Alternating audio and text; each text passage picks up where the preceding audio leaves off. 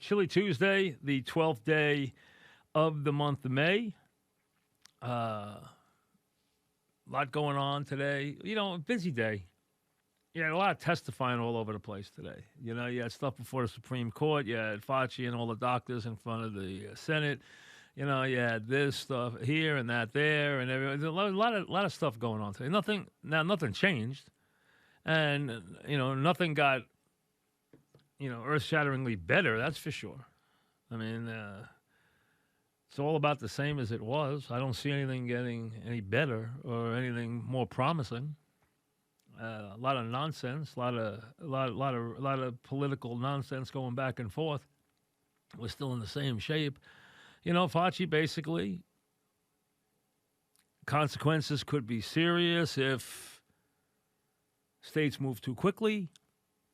We better be prepared because the pandemic's coming back when it cools off in the spring. I'd like to see it leave first before it comes back. Let it leave first. Let it get out of here for a while. Then we can worry about it coming back. How about it leave first? It hasn't gone anywhere yet. He tried to be very cautious. I would say more than anything else, he was very cautious today. And, you got one side out to get the president. You got the president spinning all kinds of tales, trying to make this look better than it really is. That's basically it. And today, late in the day, the stock market took a hit. You knew sooner or later it was. It was on a great roll. Had to cool off. Finally cooled off late in the day today. Let's see how it does tomorrow, but it finally cooled off late in the day today. Let's get to sports. A couple of things. Number one, silly stuff first. Listen, there's not a lot poses for news, so you got to take every little bit. Everyone getting crazy about Sabathia losing weight. All right, Sabathia lost weight. That doesn't mean he could pitch better.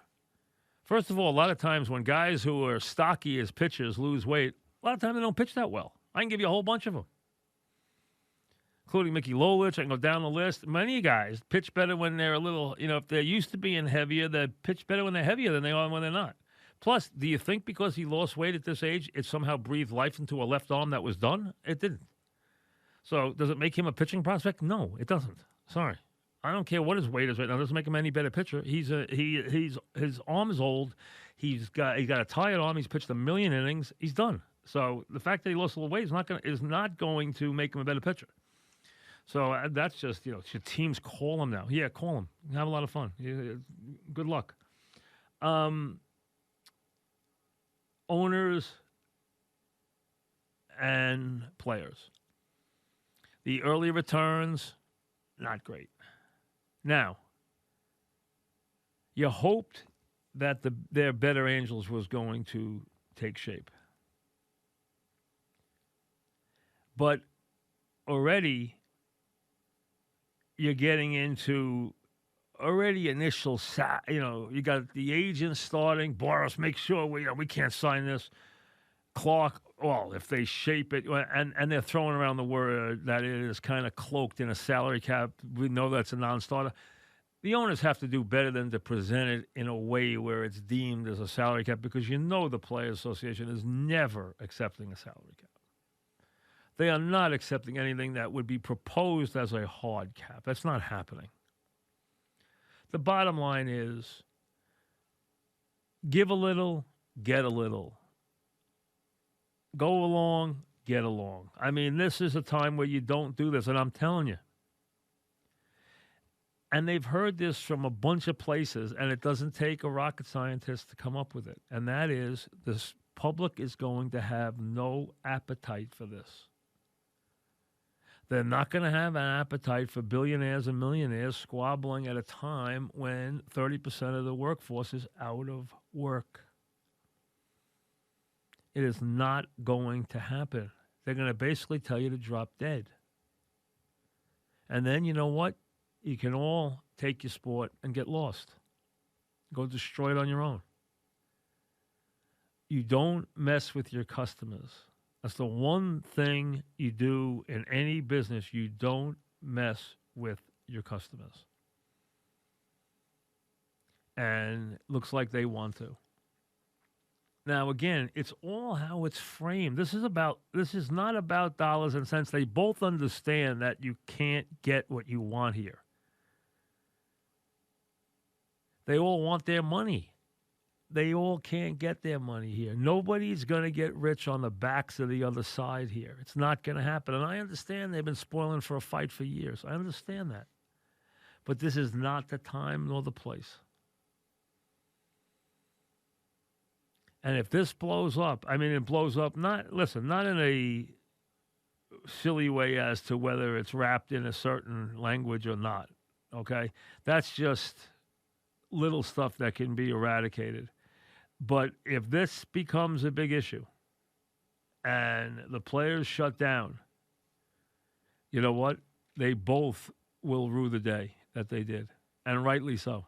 And rightly so. Because I'm not rooting for either side right now, but I'll be rooting hard against both sides if that happens. The average baseball player's salary last year was somewhere around, this is the average salary, was about $3.9 million. Okay, that takes in a lot of high and a cake. Listen, Major League minimum is very good.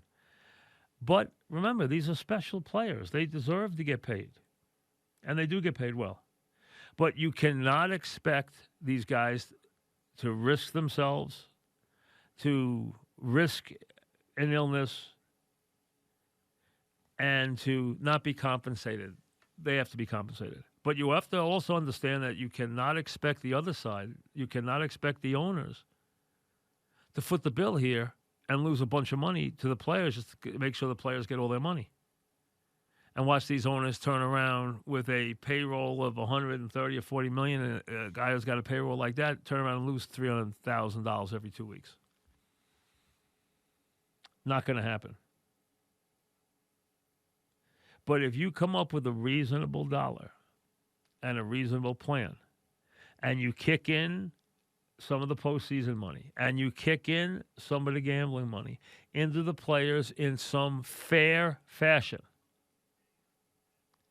then I would think they should be able to make a deal here and the other part be damned. This is not a normal year. They're going to play half a season. They're going to activate their TV revenues. That's all they're going to do. They're not going to pick up any gate receipts. They're not going to play a normal year. They're going to salvage something out of a terrible time. That's what they're trying to do. You know, no one knows if they'll even get a chance to play. No one knows what will happen here. As you know, Fauci said a couple of things today. He said, we're not in charge. The virus is in charge. He said, we're not in charge of the virus until we can destroy it. Until we have the therapeutics and the vaccines to destroy it, then we're in charge. Right now, the virus is in charge, and we don't know how it's going to react.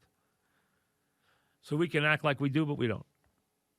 We don't know which way it's going to turn. It could turn up big this summer. It could come back this fall. It could wind up, knocking a team out. Who knows?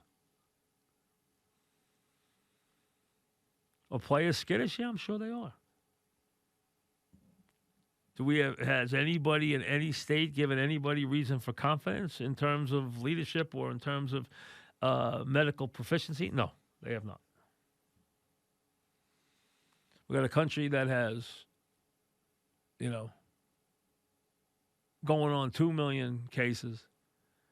We got a metropolitan area that's got, about 600,000 cases. New York's got 350,000 by itself. You got 80-something thousand deaths. You got a couple more thousand every night. So listen, this is not a perfect scenario to come back into. So you have to do this with some form of caring and some form of humility. And it does not look like they want to take that tack. The players are spoiling for a fight. This is the worst time to take one because they'll take their fight to an opponent they don't want to fight with, and that is the public. It is a very, very dangerous point for the really a very, very dangerous inflection point for the players to get in here, to appear here, and to turn this into a nightmare. It's not a smart move. It's a very, very bad move. and the public will be both sides be damned. And you know what? Bring us our NFL. We can go right from the NBA playoffs right to the NFL. So if you have Major League Baseball, don't present salary caps. If you're a player association, don't talk about getting all your money. It's not happening. It's not realistic. It just isn't.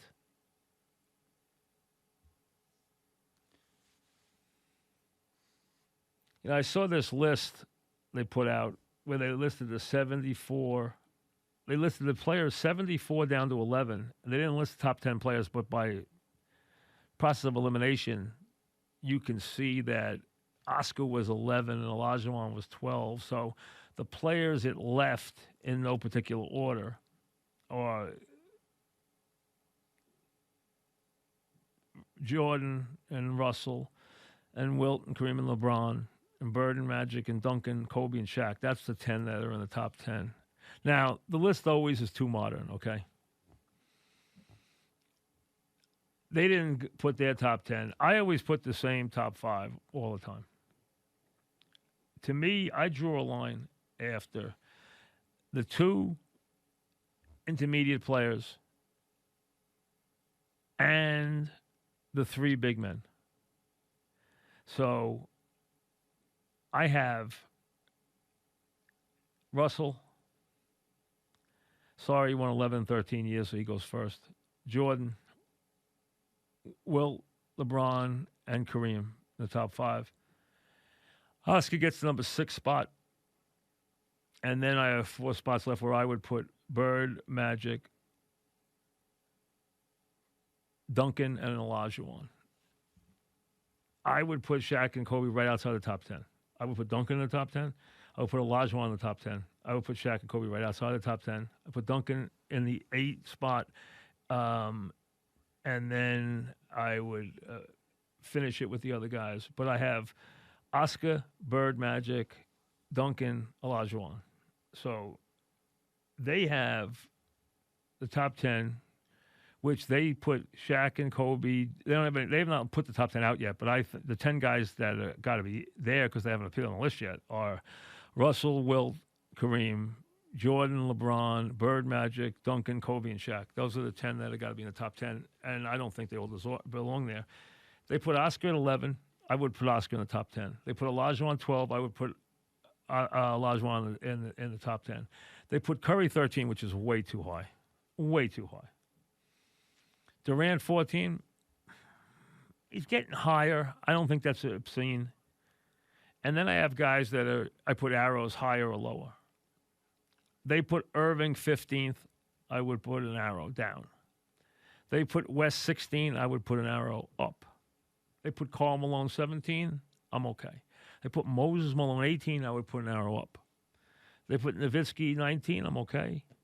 They would put Garnett 20. I'll put an arrow down. Pippen 21. I'll put an arrow down. I love Pippen, but he's not top 20. He's top 30, borderline. He's right around there, right around 30, 35. I would not put him in top 20. He's 21. I would not put him there. Elgin Baylor's 22. He's absolutely with an arrow. The other guys after that, I have no problem with. Barkley's there. Robinson's there. David Robinson. Leonard, still too early. Wade's there. Freak, way too early. Stockton, Iverson, Nash, no problems. Isaiah 31, probably maybe a little low, but not crazy. Harden 32, I'm not the Harden fan, but he's got numbers. Havlicek 33, absolutely low. He belongs way higher. Way higher. George Mikan, now we're into the prehistoric age, so it's hard to judge. Then Kidd, McHale, Ewing, Pettit, Frazier, Chris Paul.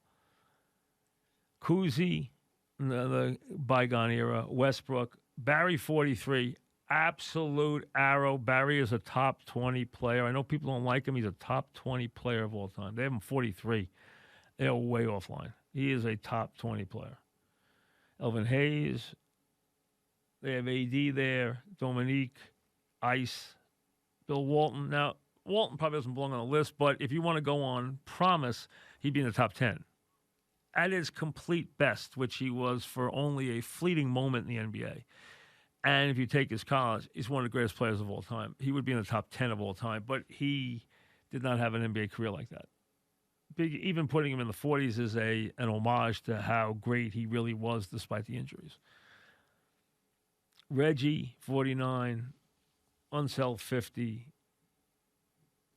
From there, I don't really have a lot of issues, but I do have issues. I haven't seen the top 10 yet. I'm sure they're going to put Jordan 1 and Russell 2. I would probably put them the other way around. It's Will, Kareem, and LeBron in the next couple, and then you're going to have Bird and Magic, and then you're going to have Duncan, Kobe, and Shaq, I would think, at the back of that top 10, which I don't have. I believe Duncan's a top 10. I would slide Kobe and Shaq a little bit. Not far, in the second 10. Hey, second 10 is a great honor.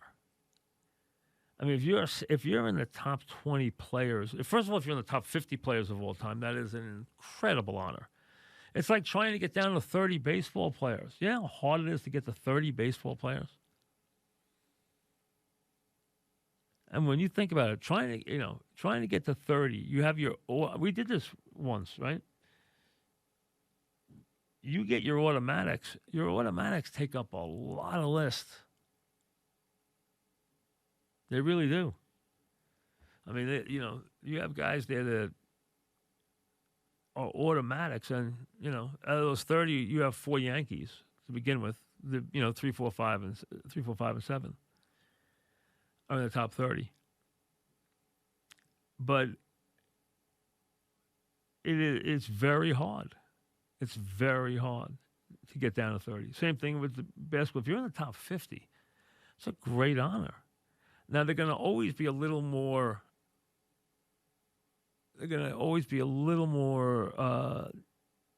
respectful or lean a little too much towards the modern player. It's part of the deal. These guys, a lot of them were voting, never saw a lot of these guys play. A lot of these people never saw Will play. They never saw Russell play. They never saw Kareem play. They never saw Oscar play. Anyone who saw Oscar play would put him in the top 10, and most of the people who saw them play would put him in the top 5.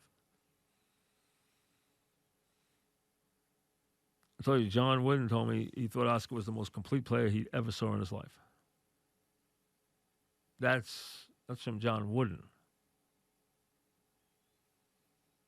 And he coached, a couple of good guys himself by the name of, Lewis, as he called them, Kareem Abdul-Jabbar, Lou Alcindor, who he called Lewis, and Bill Walton, to say just a few of the many great players that he coached. With that kind of list at this time, hey, gives you something to. But the guys who history has not been kind to, Vic Barry for whatever reason. It's not been kind to Havlicek for some reason. Has not been kind to Elgin Baylor. The list is never kind to Elgin Baylor because Elgin Baylor was passed over in this championship, win a championship era. Elgin Baylor went to the final year after year and ran into the Celtics when he and West were running the Lakers. I mean, that went on time after time after time, and it obviously cost them dramatically. It's something they had to live with. Had to live with it, forever. Nothing they could do about it. So, I mean, it's the way it went. So, if you look at it and say, oh, well, how many championships did he win? How many this did he win? How many that did he win? Well, it isn't always about that. No one questions Wilt at all. Still only won 2 titles in his life. Now, they both were maybe the 2 top teams for a single season in the history of the sport. But that was him when he did it. When he did it right, he did it right. The rest of the time, he wasn't worried about that. He was worried about something else. So there's certain guys, but if you look at Baylor's numbers and what Baylor brought to the game, forget it. And it's funny, it's been overly high on some sparkly players. And it likes the offensive player, obviously. Although it did treat Pippen very well. I thought exceedingly well, as a matter of fact. Exceedingly well. I did not think he deserved to be 20. Listen, I think he's the second best defensive player in the history of the league behind Russell. And an invaluable force for what he brought to that team. But I don't think he deserves to be 21st player of all time. I think that's too high because he was incomplete. He was not a great offensive player. That was not his thing. So I'd slide him down just a little. I'll slide him a lot. I mean, I'm not going to beat on him, but I would just slide him down a little. If you ask me who's a better player, John Havlicek or Pippen, John Havlicek was a better player. Rick Barry or Pippen, Rick Barry was a better player. Elgin Baylor or Pippen, Elgin Baylor was a better player. He's Elgin Baylor. You know, you don't know what that. I mean, I guess you had to be there to realize what Elgin Baylor was. But there's just certain guys who just kind of slip through. I think Moses Malone at 18, that's low, considering, because Moses Malone was really something. He really was. But the more modern player, and I can't quibble with Durant, because Durant has moved himself up to where he's a legit top 15 player of all time. He's legit. Because of that size and some of the stuff he brings, that's legit. It's funny how you see that list and right away you look and right away you debate. Lists do that to you sometimes, especially times like now. They do that to you. Back after this. Baseball reopening, which we don't have any details yet, but again, the early body language, the early flares that have been thrown up, whether it's Boris, whether it's Clark, they've not been good. You know, don't go there. Don't send that signal.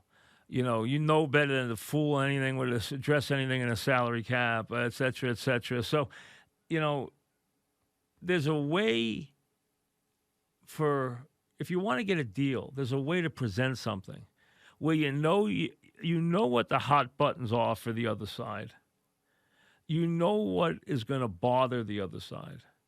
You see, what you need here, and remember, and a lot of fans get confused by this, the commissioner is not a middle ground person. He is an employee of the owners.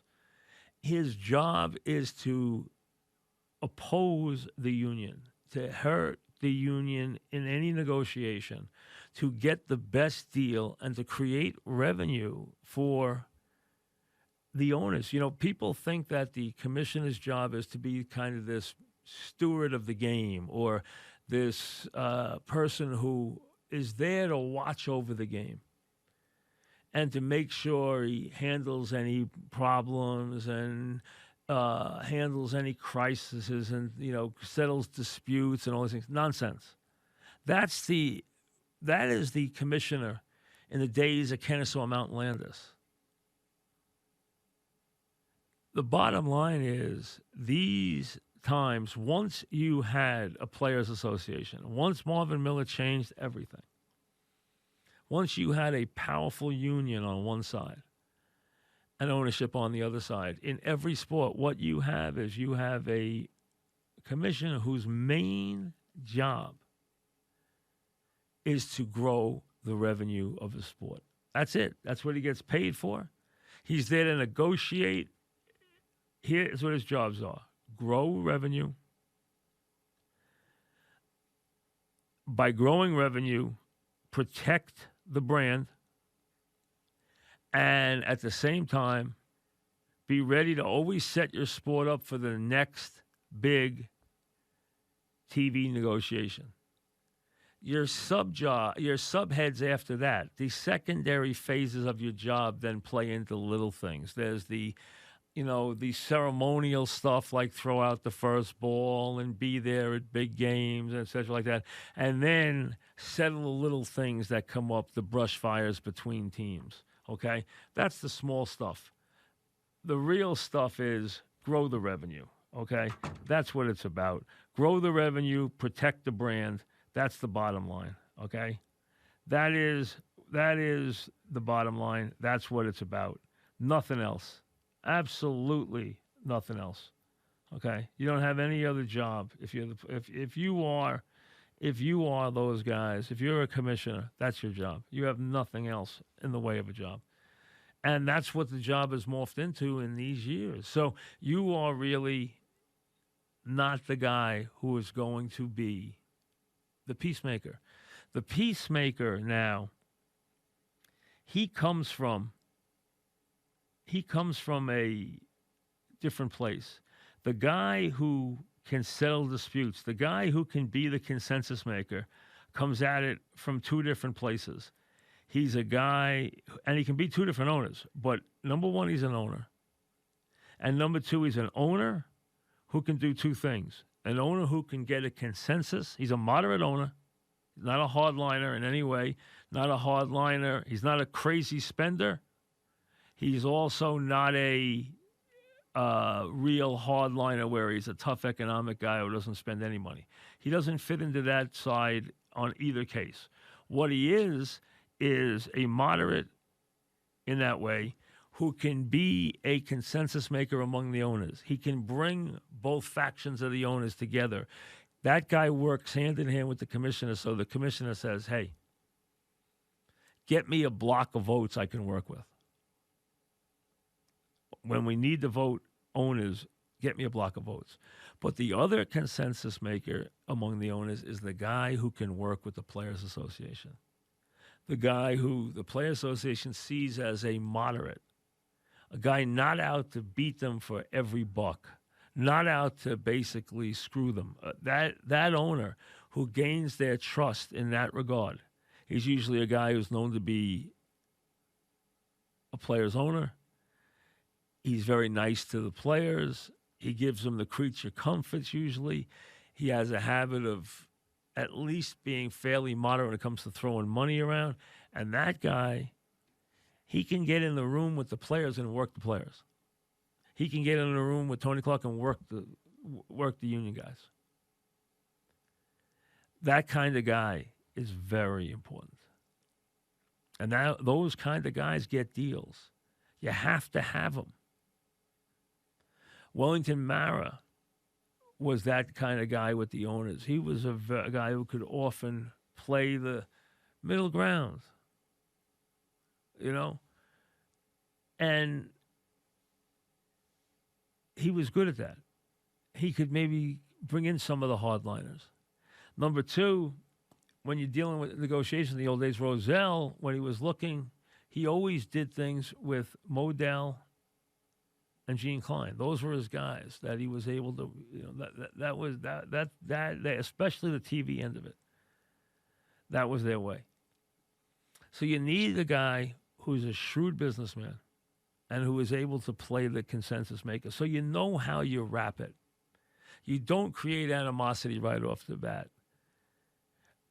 Tony Clark has gotten a reputation already of, Tony's he's let the owners walk all over him. So number one, he's itching for a fight because the last couple of years you've heard them talk about, we're going to get him, this and that. We've had enough of this nonsense, blah, blah, blah. Even though not the case. I mean, you go out there, there's plenty of bad contracts been signed in the last couple of years. There's some really crazy. I mean, you can line them up. There's some really bad contracts signed out there. But despite that, there is that feeling. So you want to try and make it look like you're not itching for a fight. Make it look like, hey, we're here to work middle ground.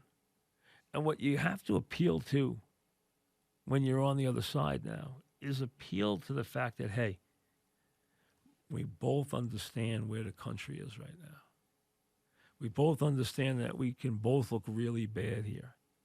So let's put our sport first. Let's look real good. Let's both sides look like heroes and make it look like we're going to do what's best for the American public, do what's best for the country, help lead the way for the country here. And even though we know that it's a bunch of baloney,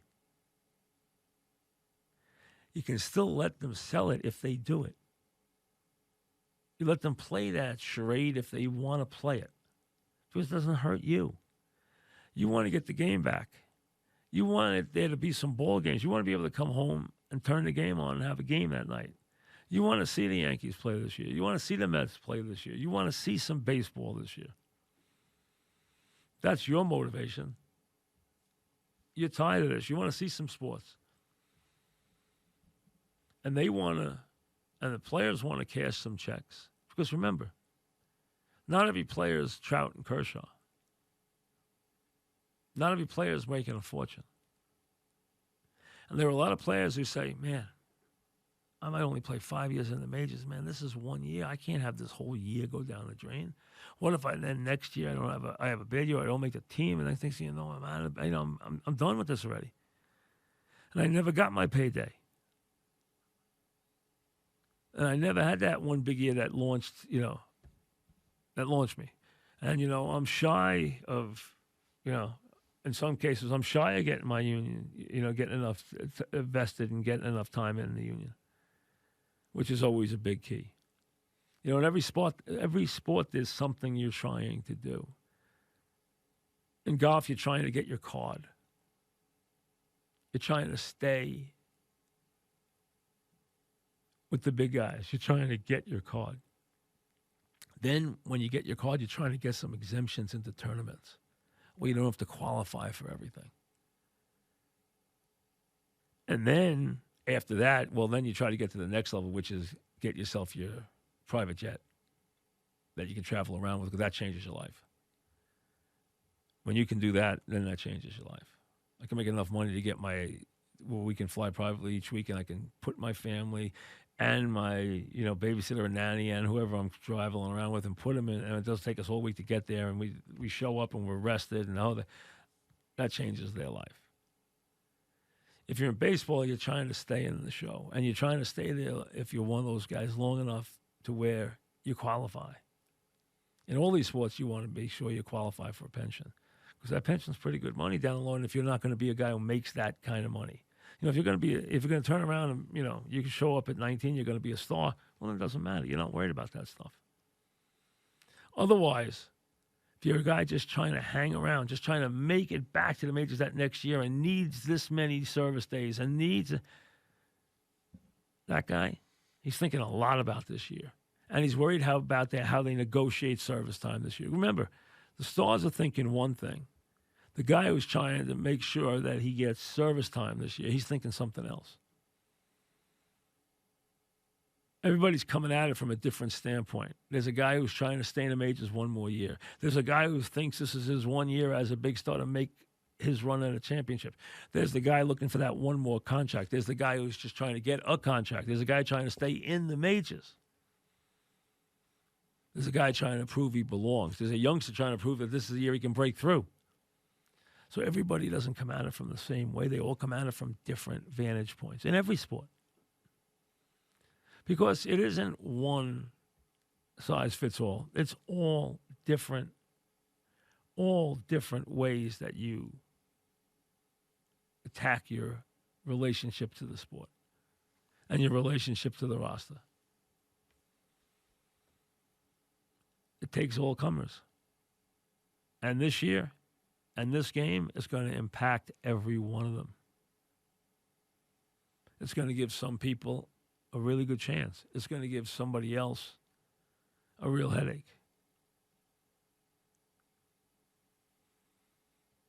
What about the guy who thought he needed half the season to get back in shape? Now he's thinking, man, what am I going to do this year? Or thought he had half a season, and now he doesn't. It is like I said, you come at it from all different directions. And that's what makes a team. In team sports, they all, they're all coming at it from a different way. So when you hear, Kershaw say one thing, or Trout say one thing, or Cespedes say one thing, it's very different than the thoughts of a guy who's a journeyman, and this was going to be his one big break year. Or the guy who just made the club for the first time and is trying like crazy to stick. Or the youngster who wonders what this year holds. Is he going to be in the minor leagues? Is he going to be in the major leagues? What's he going to do? How's he going to showcase his talents this year?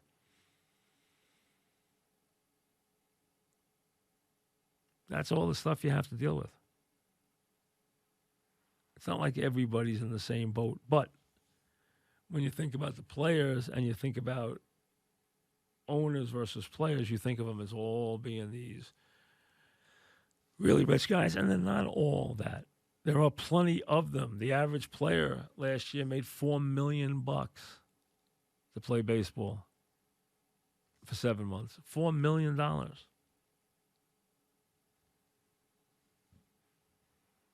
And he makes residual money on, a bunch of different ways. So it's not like it's just, one thing. It's not. But everybody comes at this from a very, very different position. And that's what we get right now. So we look at it very differently than we have in the past. We don't want to hear their problems now. We don't have a lot of tolerance for their plight. We don't care what they're making. Do we want them to play? Sure. Do we want the diversion? Absolutely. Do we miss the sports? Yes, we do. Do we miss the games? Well, sure, we sure do. It'll be great when they come back. What would you do? How much would you like to turn on a good baseball game tonight? Or a good playoff game tonight? Somebody's down 2-1 and this is a big game 4 and blah, blah, blah. Hey, that's what you get. What is it? 40 days, 40 games and 40 nights in the NBA and the playoffs. NBA puts on a good show. Stanley Cup puts on a great show.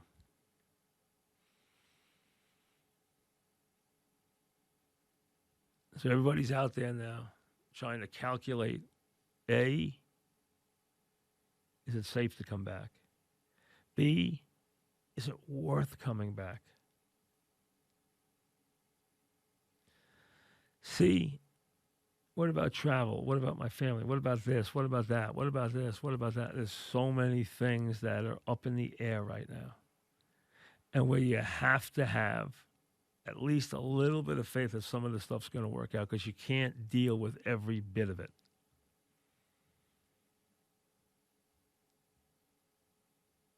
That'll make you just nuts. But as every sport starts to do that, you keep hearing the same things. Players are anxious. What if this? What if that? What if this? They have a lot of questions to answer, and frankly, there aren't a lot of answers right now. A lot more questions than answers. Back after this. On the Fan, New York Sports Radio. Mike's on, Mike's on. He'll get you the sports any way that he can. It's Mike Francesa on the Fan. Sports Radio 66 and 101.9 FM, WFAN. All right, on this May 12th, a little after 6 o'clock. Take you right up until 6:30. Jeter's final game tonight from Boston. That's Susan and John will take you through that this evening. More Jeter all the time. You get that. Soon they'll go through every game in Jeter's life if they have enough time. Hey, listen, they might, the way things are going. Casamigos Tequila, as always, brings you the program brought to you by those who drink it on this, as we said, Tuesday evening. And again, you're hoping a lot that the players and the owners can get together. At least right now you have a positive thought about it. You don't want to get angry about it. And like I said, they are playing with fire here because they don't realize there's not going to be a whole lot of tolerance. Not in this, with what's going on in the world, is there going to be a whole lot of tolerance with, greedy owners, greedy players, and whether or not they can get together and figure out how to get a job done and get basically back on the field. And the early volleys have been predictable, if not promising. And again, you can't expect that much out of the opening salvos. But again, you would hope, you really would hope that they would be in a situation where they would use some common sense and understand exactly what's going on in the world, understand where the country is right now. And the country's got a lot more to worry about whether the baseball players and the owners get together and play baseball this year. You'd love to have baseball back. You'd welcome the entertainment and the diversion, but you're not going to have a lot of tolerance for greedy players and greedy owners getting together and arguing about who's going to take the lion's share of the money. Because that's what it comes down to. That's all it is. Yes, we're cutting revenues. Yes, we're going to deal with this package of revenue. We're going to have this pile. We're not going to have this pile. We're not going to have the gate receipts. We're not going to have hot dog and beer money and parking lot money and all that stuff. So we're only going to have this pot of money right here. We're going to have the money from the teams. We're going to have the money from the local broadcast and from the radio, if they can get that done, and that'll be it.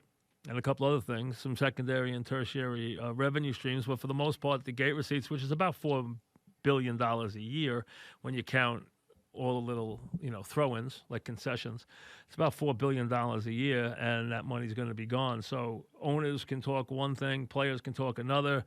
They can hit each other with catchphrases that annoy each other. They can tweak each other a little bit, annoy each other. But like I said, the public is not going to have a very, very long or very patient approach when it comes to that. There's not.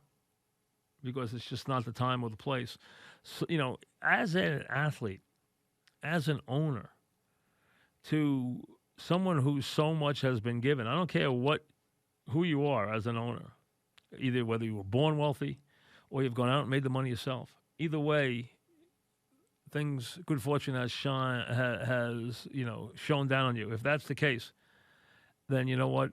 Be a little gracious right now. Same thing with the players. If you've been given the gifts that allow you to be that kind of athlete where people are going to throw a lot of money at you, you know what? Understand that.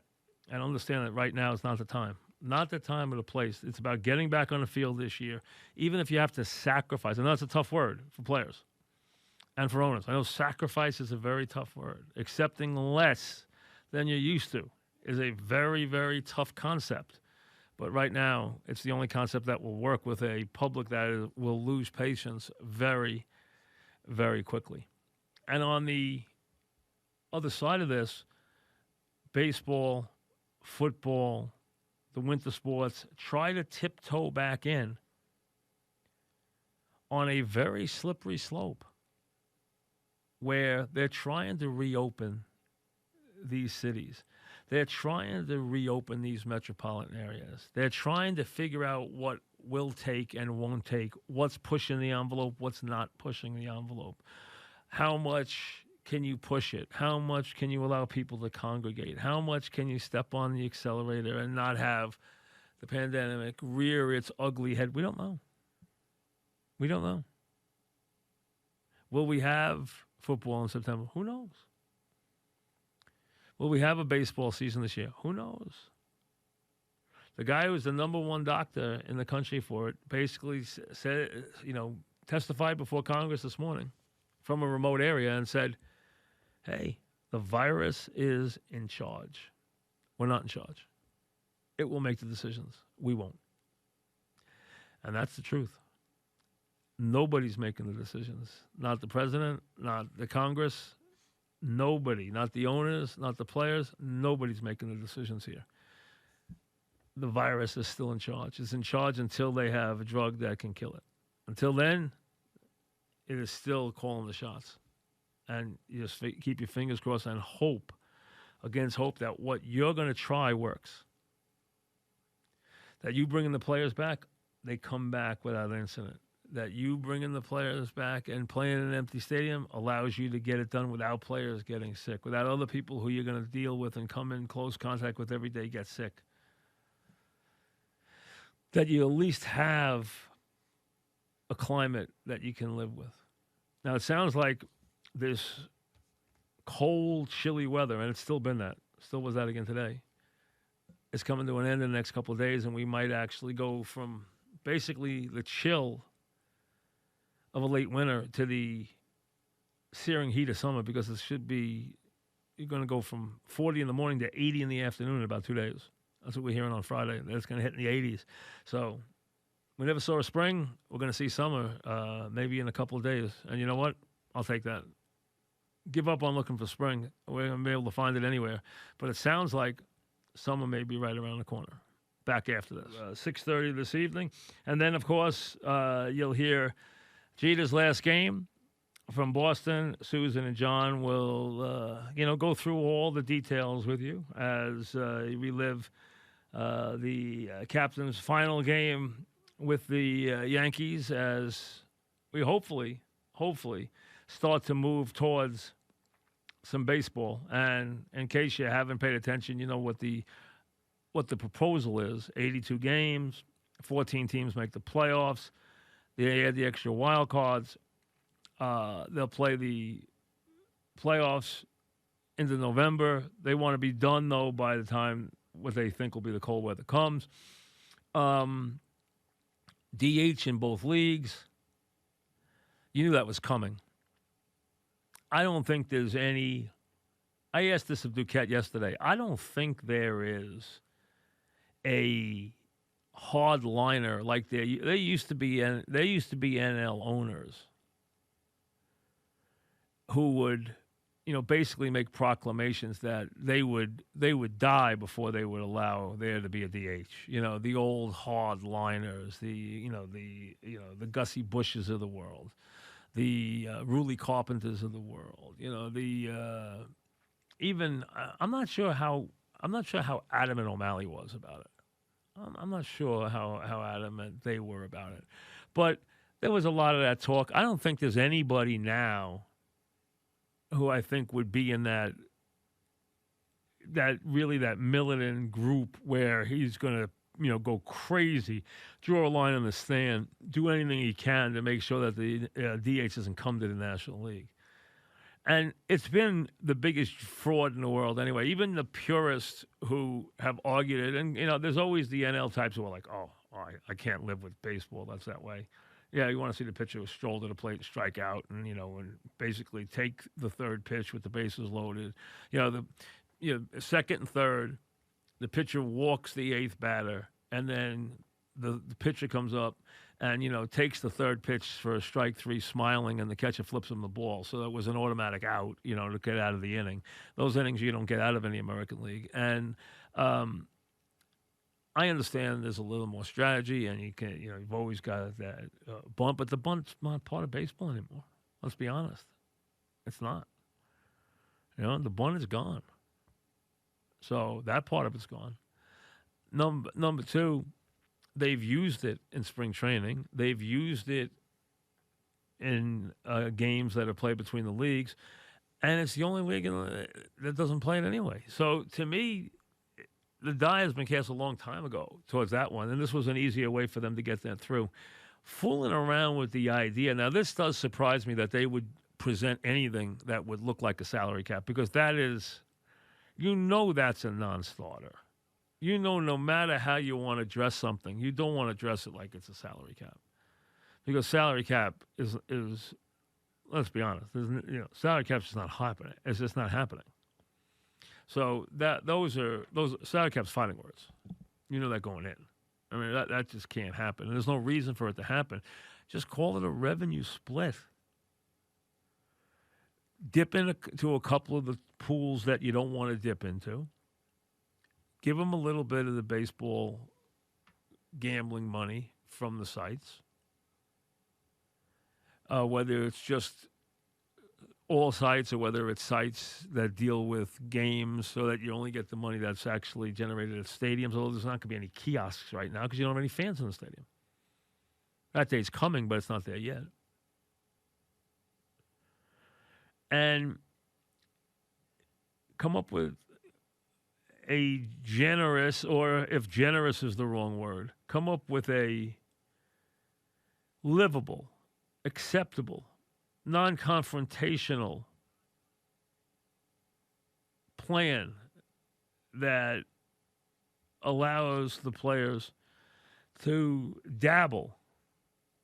completely dabble in the playoff money.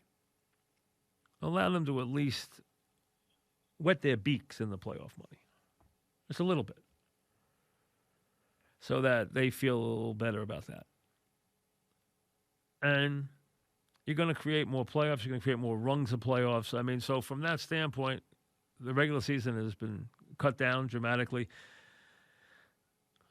See, when you give them a nod towards protecting something and then try to take it back a couple of months later, it's very hard to do. And that's why you have to be, when you're dealing with these kind of negotiations, you always have to be careful. Even when you close a chapter, like they did with the first 2 months, you've got to be very careful with what you promise, because it will be something that they will grab onto very, very strongly, the other side, and take that to the mat because they want to prove a point. And that's where it seems. That's where it seems we might be right now. But you would think.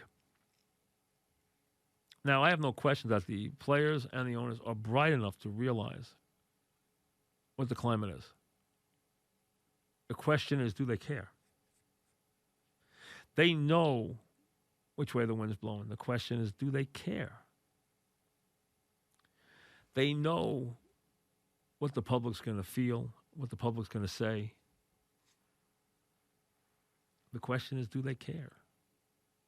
They might not care. They might say my way or the highway. We're going to find out. You always have to test resolve in these situations. You have to test the players, and then they have to test the owners. That's always part of this. Your job is to test resolve. All right, we'll squeeze it. We'll try to squeeze a couple in before we go to the Jeter game with Susan and John.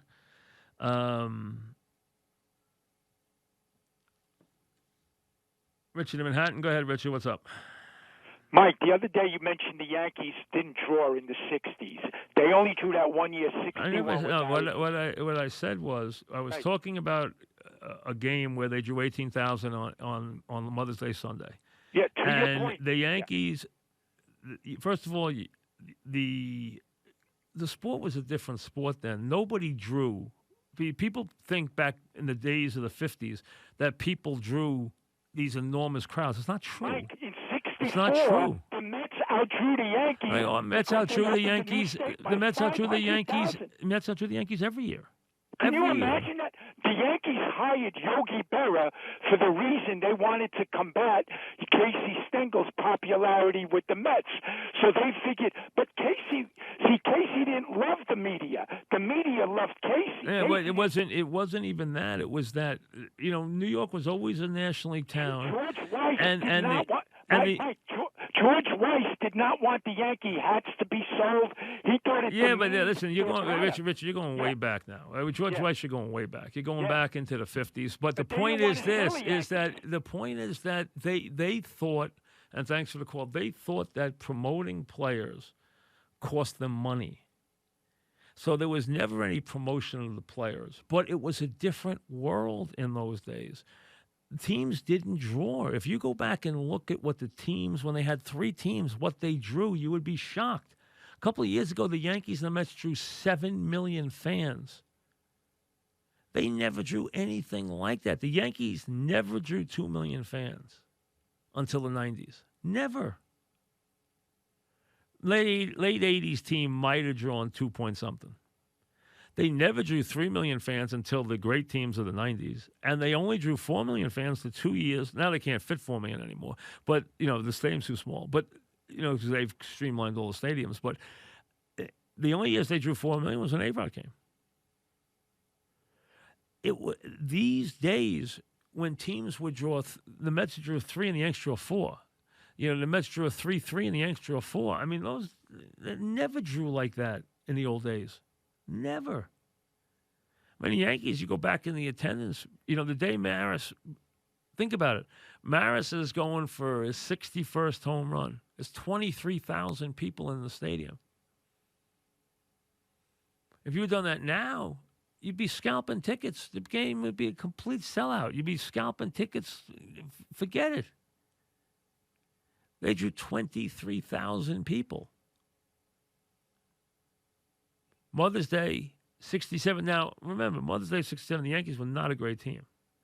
They were coming off a terrible year. It was a dreary day. But they drew 18,000 people. That's how different it was then. It was unbelievably different how different the crowds were. It's amazing. Everyone thinks of the 50s as being this, glory time of baseball. And it was in a lot of different ways, but teams did not draw the way you think of teams now. The sport, the way it draws now, or drew in the modern era, in the last 20 years, is like a different world than what they drew in the 50s and the 60s. When the Yankees were winning world championships in the early 60s, they would draw 1-1, 1-2, 1-3. That was it. With great teams. With Mantle and Maris breaking home run records, with Whitey Ford and his, guy out of the bullpen, Louis Arroyo, with obviously, a wonderful team with Kubek and Richardson and Boyer and Howard and Berra and Blanchard and Mantle and Maris and Hector Lopez. And I mean, it was just, player after player, a wonderful team, a great, 61 teams, one of the great teams of all time. Didn't draw. And then when the Mets got hot, the Mets drew as a novelty act, as kind of a fun thing, in the early 60s. And then when they started to get better, they drew because they were now a real team. They were a fun team. They were a big deal. And Yankees never drew. It's amazing how different the sport was in the 50s. It's amazing how different it was. And remember, you had a lot of afternoon games in those days. And people worked. It was a completely different world. I mean, now the one thing in the summer now, the Yankees in the last 20 years had always done well when they play those Thursday afternoon games in July and August, especially August in Yankee Stadium. They would always draw great crowds on them. I would always be amazed at those Thursday afternoon crowds. They'd be playing Toronto on Thursday afternoon, draw 48,000. Be like, man, how is there 48,000 here today? I mean, it was, it's the way it is. I mean, when you see those Yankees of the late 90s, early 2000s, those teams drew enormous amounts of people, crazy crowds. The stadium was full every day. Such a different world. Such a complete different world. Remarkable how different it is. I talked to Jay Harwood today. He's got a book coming out on his years with the Mets. And I can tell you, he's going to be on with me next Monday. So Jay, who is beloved with Met fans and also with the Met players, they worship him. And he had 50 years with the team. He's got a book out, Mr. Met.